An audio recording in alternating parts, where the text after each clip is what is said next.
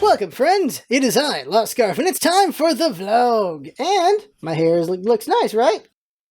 Now I had to ruin that. Okay, I actually don't know what this looks like on camera. Let's see here. That is not the best. Let's fix this. Ooh, ooh. Chopper hat. It is the best hat I have ever. There we go. Okay, first question of the vlog. What is your favorite kind of hat? Mine is top hats. If I could pull off a top hat at any point in my life, that'd be great. Another cool hat is the bowler hat. That is usually the villain hat. And a cap. Like probably because of Harvest Moon. Because of Harvest Moon, I really like the look of having your hat backwards and just like a cowlick just coming out of the front of your hat. Like, I like that look. Probably because of Harvest... Well, it is because of Harvest Moon. And that's just a childhood thing. This hat's just funny. I like this hat. It's the Chopper hat. If you never watched One Piece, you're making a mistake. If you like anime. If you don't like anime, then you're not making a mistake because you don't like anime. It's fine. So vlog. Okay, so let's start out with, my hair's showing. Okay, so, first thing has gotta be... Let me shrink the camera so I don't look at myself. Let's talk about Scarf Life. Scarf Life is, Friday will be interview for jobs. So, be in a real nice, nice shirt. Gonna make sure I, what's the word here? I don't have an iron. I have a steamer, because of course I do. So I'm gonna steam it to get the wrinkles out, and then, you know, slacks. And I'm debating whether I want to wear a tie or not. One guy said wear a tie, another guy said don't wear a tie. So you want to overdress, but you don't want to overdress too much, and underdress. It's a back and forth knowing how to dress for an interview. So I'm like, oh, maybe I shouldn't wear a tie. I've worn a tie to every interview, and I've, haven't gotten a job, so maybe not wearing a tie is the move here. Maybe it's not wearing a tie. Perhaps that's the move I need to make. Yeah, maybe that's it. One thing just really quick, when you interview for a construction job, do not wear really nice clothing, because they're like, what the hell is this guy wearing nice clothes for? It's construction. You can overdress for a construction job, which... you're just trying to dress nice for the interview, so I don't know. That's my reasoning, but okay. Whatevs. Okay. That's it for personal stuff. Besides, okay. So, interview on Friday, and that's to qualify for the final interview, which will be the next Friday after, so hopefully I get in. We get this job, it'll be freaking huge for everything. I know I'm putting a lot of pressure on me for this, because this is a chance of a lifetime. I want to succeed. He says as he wears this freaking hat. I want to get a freaking job. I want that so bad. I want to be back in the workforce again. I know, like, kids like, why you want a job, man? Because it's a job that would be fun to do. And it's a job with purpose. A job in water is, you are ensuring that a population of people do not die from water. So you are keeping lives going. You are making sure no one dies. That is an important job. That gives my life purpose. That's what I was in science for. I was doing neuroscience. I was doing science with the express purpose of saving lives. If you want to know who the greatest man in history is, it's only one man, and his name I forgot all of a sudden. Is it Borlaug? Double checking the internet, so skip me finding the answer. Yes, Norman Borlaug, the father of the Green Revolution, the man that saved 1 billion lives. That is the greatest man in history. He is the man who saved 1 billion lives because of, well, what's the word they use these days? They call them GMOs, don't they? He's the man. He's the one that came up with, it wasn't golden rice, it was golden wheat, wasn't it? Let's see here. Yep. He came up with the highly resistant wheat, and yeah, that is the man. That is the man that made a difference for 1 billion lives. That was something to aspire to when I was in science. That's what I wanted. I wanted to be that guy. I wanted to cure something. And, like, if those of you who have heard the story, I've told maybe 3 or 4 times over these vlogs in the past, that was cut short. That's gone. That's a part that's gone. I can still do something that has purpose, and that is this water job. It definitely has purpose to it. Also, it pays nice, and it's interesting as hell. It's a very interesting job, and with it, I will have purpose in life, which would be nice. Not meaning this doesn't have purpose. This is, the channel everything is huge. I love this. Like, I wouldn't have a problem leaving water to do this full time, but it's something important to do, and I have a chance at doing it. That'd be great. This channel is also important to do. Like, things really, like I've said before, things changed when we started saving lives with this channel. It really changed things up. It used to be just for fun. After that, I'm like, holy crap, it actually has some purpose to it besides just being a fun channel to entertain people. It actually saves lives. It's crazy. But, having a job would be huge. Like, that'd be a hell of a boost to self-esteem. That's for damn sure. And of course, it would affect things in good ways and bad ways. It would affect my schedule with the channel, with streaming, with content creation. But it does give the ability to have just better production value. With the time constraint, it means just finding ways to do things better with less time. And just being able to afford a better computer, better hardware, just all that stuff. Like, I've said this like so many times over the years that a job would do that. And the fact, finally have a huge chance at it. And also just so I can stop feeling like a failure. I would love to have a job so I can just feel that feeling. Like yesterday. It's weird when parents want to have a heart-to-heart, because what kid wants to have a heart-to-heart with their parents? My dad was telling me that he didn't think I was a failure. He just wanted me to know that. And it's like, yeah, thanks. Don't want to think about that. I'm like, don't want to think about that fact. It's been a struggle to get going. And there's a big chance here. And if I fail, if I don't get this job, it's gonna suck. But at the end of the day, it's important to, of course, keep going and try again.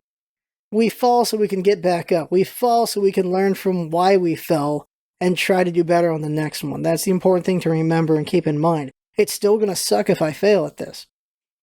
But there's still another chance in the future. There's always another chance. It just wasn't this way. That's the thing to keep in mind should I fail. Now, if I succeed, yay. Yeah, I made it. Yeah, okay, great. Let's talk about the channel before I go lead into another thing about this whole thing. Channel, Deus Ex, Batman, episode 2 of Telltale is up. That is, Batman Telltale is really good. I love the direction they're going with it. The writing's pretty strong, the speaking's pretty strong. I have like one or two things I'm not a fan of, just that they're doing, but it's fine for the most part. Like, I have complaints about it, but it's nothing that really ruins anything for me. It's just like, I'm not a big fan of it, but it's like making a 100% a 95%. Like, the only things that hurt Telltale for me with this game is, of course, the usual you're a dog on a leash kind of thing, but I don't really care about that.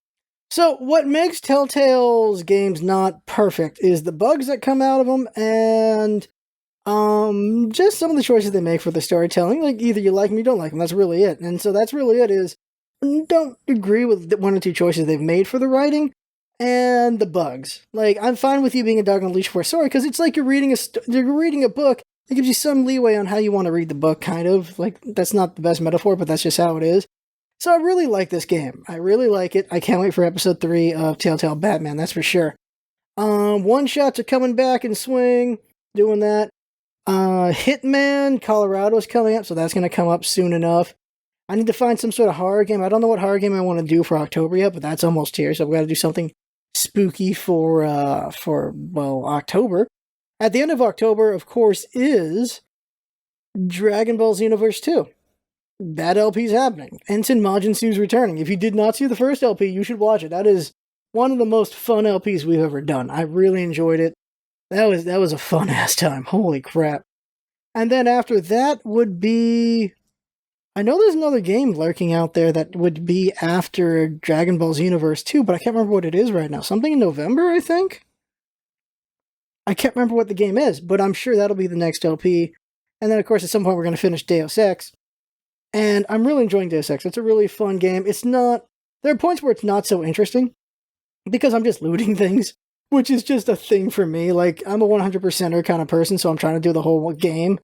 And so there are points where it's just Scarf's looting. Oh god, if you saw me playing Skyrim, it would just not work out. I tried to 100% Skyrim. I tried back in the day. Apparently it's physically impossible because things get activated where you're not, so you can't actually see them. At times, like, it's like bugs and stuff that do that, but I tried 100%ing in Skyrim.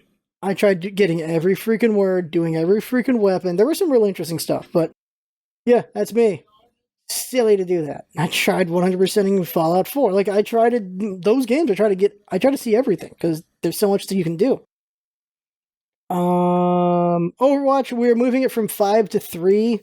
This just frees up more time because Jinx has school and then I have school and I'm trying to get this job. So it's just to free up more time for other things, for other projects. And just because, well, you can tell that our views are dipping down, and that's fine. I'm not happy about it, but it's fine because we're making our transition. And the transition is going to take a while. We're not back at 0, but we are above it. And that's just how it is because we've made our transition away from Smite. Smite's not fun for me anymore, so we stopped playing it. But it was the biggest draw. So we have to we're just changing things up and how we're doing things. We have other ideas for indie games. The one-shots, of course, are recommendations. What we're thinking of is 2 other indie kind of series. One is, well, not just indies, but one series is Scarf just plays stuff and has fun with it. And it'll be indie games. It'll be stuff you guys are making me play. Things you guys have bought me that I should just play them already. And Jinx thinking maybe we should also do mods and stuff because that could be fun. Just silly things to have fun with. Just have fun kind of content series. And then another series I want to do is more of a... For the indie games where I'm not really sure if I recommend it. Like, it's like a one-shot but not a one-shot. Where it's like, hey, here's a game. And here's the elements to it. Here you go. And here's everything for it. There you go. Here's the price. Here's who made it. Here's the elements of the game. I showed you the game for like 10, 20 minutes. It's up to you. Do you want to buy it or not? Like, I think that is the thing, because I want to cover more indie games, because I have like 100 indie game backlog to get through. I have a lot of games. And it'd be nice to be able to cover games where I'm more neutral about it, not really recommending them, but hey, if you like this kind of genre, here you go, check this out, see if you want to buy it, kind of thing. Just to cover more indie games. I don't know if I worded that right, but just so there's more to check out, being more informative, I suppose, just giving you more things to know about. And this stems from the influences that we have. Me and Jinx, of course, have a couple influences. Those influences are, well, for me, the number 1, number 2 are TB and Jesse Cox. Jesse Cox, I love his entertaining style, so I like being very entertaining.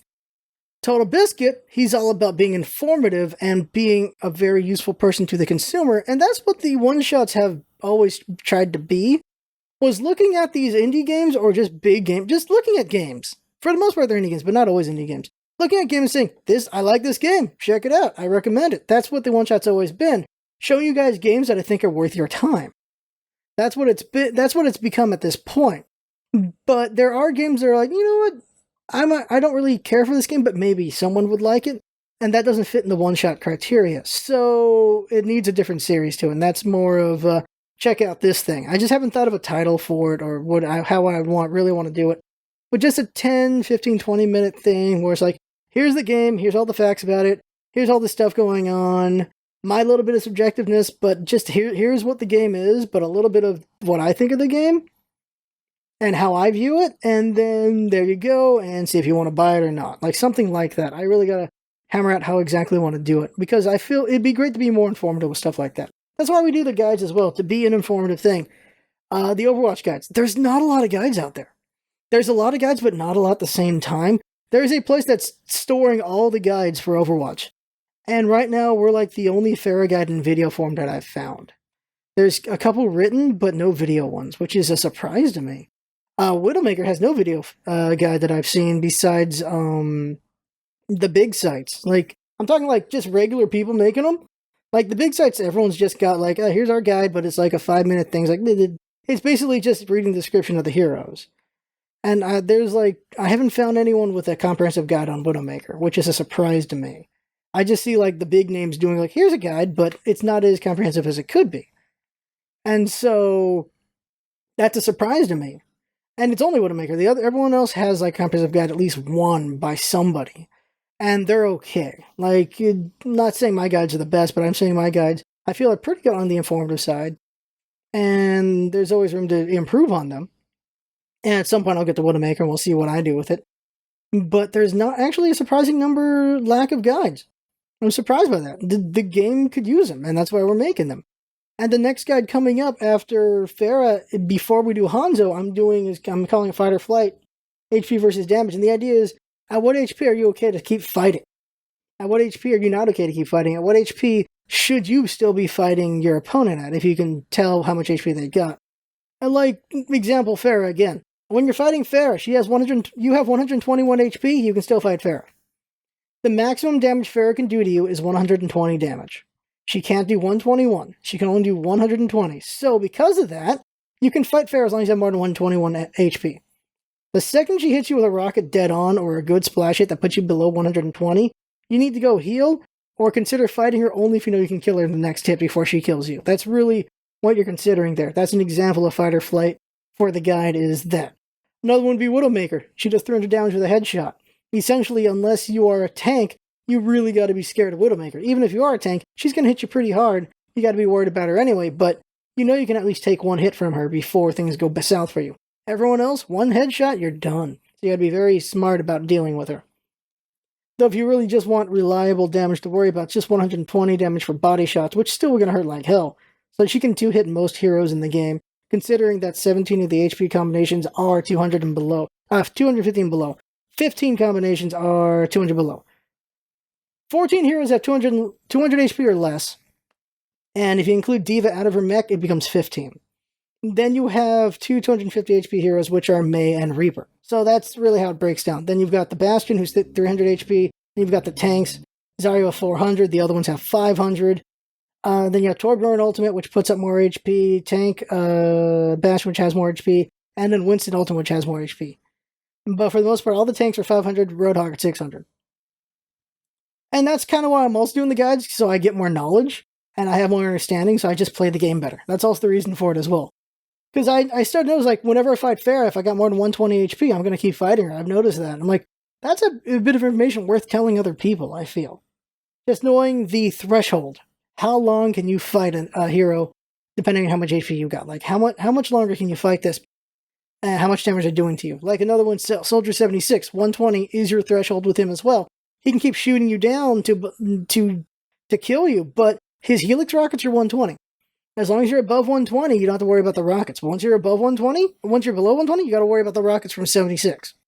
That is my reasoning for that guide, and I'm going to work on that and hopefully get out this week. I'm not sure how long it'll take to get done. It took 4 or 5 hours to write the script. Holy crap. So a lot of special practice coming up and more indie stuff coming up. So if you guys like indie stuff, there you go. I like being helpful. As you can tell with the way I've been talking about just the water job and everything, I like being helpful. And you're helpful through information and through being entertaining. And we try to be both. And we try to be both more so in one way or the other at times, and we try to be both at the same time in other things. When I was playing Smite, and what I tried to do with Overwatch, but I'm not as good at it yet, is I've always been informative and funny when I did Smite. And I'm trying to be the same thing in Overwatch, but I don't have the knowledge I have in Smite, because I played Smite for 3 years. So I gotta work on my knowledge still, so I can be comfortable, funny, and informative at the same time. Of course, the LPs are just me trying to be funny. When I play a game I really have good knowledge in, then I become informative and funny at the same time. And then, of course, the one-shots have been me recommending games. And the way I'm informing you is just by showing you this game. That's really what it is. While having fun with it to try to be entertaining at the same time. Not really trying to be, just being entertaining. That's a better way to put it. The effort should be you trying to be really entertaining at something. But it should also be effortless in that you're not forcing it, is the way I should put it. Like, you're trying to be entertaining and funny for the audience so that they can have fun with it, but you're not trying to force the funny, because if you force it and they can tell, then it's not going to be funny, if that makes any sense. It's got to be something that just feels right, I guess is the right way to put it. And the last thing I want to talk about is potentially our downfall in YouTube and in Twitch is the fact that we are not show-offs. Like this motorcycle, loud one too. The downfall that we've always had is our inability to advertise well. We're very shy people, me and Jinx. So because of that, we don't show off as much as we really need to, and we don't advertise as well as we need to. And we don't court, what's the word here? We don't court the viewer. We don't pan to the viewer. This is the thing we just don't do. Like in Twitches, there are people who they're just panning to the viewer to get donations for things. They want donations to upgrade their stuff. They want donations to go to cons, to go to this, to go to that. or they just like, hey, if you do a donation, a funny video will come up, or you sub, a funny video comes up, or you follow, a funny video comes up, just things like that. Or just example, Athene, if you've ever seen his stuff, he does all these just crazy things for donations. Like, he's doing it for charity, so sure, but he does all these crazy things for donations, or he'll do things that I'm just not a fan of, where it's, you get to pick the next song for a donation. So someone will just put this obnoxious, horrible song that's an hour long. I've seen this on a Athene stream, and for like $200, he's like, all right, $300 donation to turn off that song. I was like, holy crap, like, the pandering to the viewer is a thing that I just don't feel comfortable with. And that's a downfall, because the viewers enjoy being pandered to on Twitch. I've noticed that, especially now with bits. People just love dropping them bits to just, it's kind of like, look at me, I'm throwing money over here kind of a thing. And it's not really something that it'd be fun to see bits drop in the chat, but it's not really something that we pander to. It's not really something we try to make happen, because we've had many times viewers, well, I've had it, where viewers will be like, hey, if you had like a graphic that shows that I followed you or I subscribed to you, I would totally do it. I'm like, or that I did the donation, I would totally do it. I'm like, I don't want that to distract from the game, is the thing. And this comes again from the influences of Jesse and TB, although not so much because Jesse enjoys pandering. TB, and that I don't want to distract from the game. That's the thing, is if we have all these donation things on the screen, and we're just playing music on the screen for viewers because they want to donate for music and all that stuff, then it takes away from the game. And that's part of the thing, is just, the game needs to be an important part of the thing. There's a lot of people on Twitch who it's more of the personality. It doesn't matter what they're playing. What matters is that personality and how they interact with the crowd. And that's really it. So you got just music just blasting over the game. You probably don't even hear any of the game at all. It's just music blasting over it. They're just playing the game.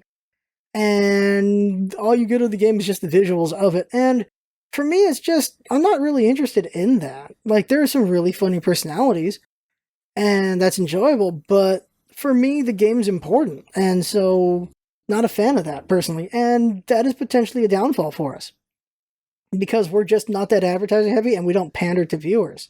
I feel like that's a weakness of ours. But it's not one I feel we will rectify. I feel like that is something that goes against us, that we just have to deal with as we go forward. And the thing is, with that means the audience we have is an audience that's not into that. Well, they might be into that, but they're not doing that here. And am I setting myself up for failure, because then we won't get any donations because people just like showing up that they give donations? Probably. That's probably this is why I said I was going to mention the job again. An important thing about having a job is I don't need to worry about pandering to viewers. Like right now, I worry about that because that money helps us buy bull stuff for the channel. Money that gets donated to us is kind of important for that. I don't push the Patreon as hard as I should. The Patreon money allows us to do things. We're able to get AAA games. We got the better freaking video card because of that. Like, money is very important. And we've luckily gotten enough donations that we can do these things. And if I pandered more, probably could have been able to afford more things, but it's just not a thing that's in me. And that's probably hurting us. But at the same time, we can cultivate an audience that might make that okay, but that's going to take a couple of years. An audience that will donate to us for whatever, all these other reasons, but that not because of pandering. But that takes years to build. And over 3 years, we've built a small following for that. And that's great for us. We've done a good job with that. We just have to keep doing that for a long time. So by having a job, I don't have to worry about pandering to people for money, and we go on strong, and we just try to get better at what we do and just make a great product that will make people want to donate and do Patreon and all that stuff eventually. And if we have the good fortune being good enough that people donate enough that we can do this full time, that'd be great. Did any of that make sense? I hope it did. I don't know if I'm just wording it incorrectly. The idea is, I guess we're going against the grain. And we're going against the grain just because that's who we are, not because we want to be, oh, me, I'm special, I'm against the grain, but because it's just the way we do things. And that this is something like, if we were totally into doing that stuff, then we'd be doing that stuff. But we're not into that kind of stuff. We're not doing that stuff. We're not doing it for the sake of being different. We're doing it because we are different. That better makes sense on that one. We're just different in how we do things on that. Summary of the whole thing. Scarf hopes he gets a job. If he does, Scarf can afford to do a bunch of things, which would be awesome. That'd be great. It gives us more constraints to work with because of no work schedule, but that allows us to try to get better through constraints. And, you know, people under pressure can make amazing things.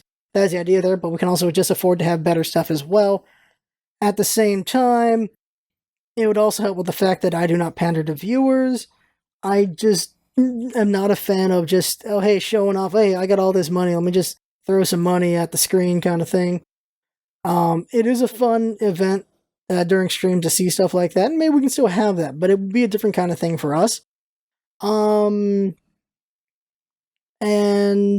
yeah, that's the summary right there. I mean, it's important, like, and then of course also we want to be informative. More video kind of series coming up. Also said what kind of LPs were probably coming up in the future, things like that. And yeah, there's your summary. So I had fun talking with him, watching and listening, and I hope you like this hat. I like this hat. I like the Chopper hat. This hat's great. That's a character. And thanks for coming by, and see you next time.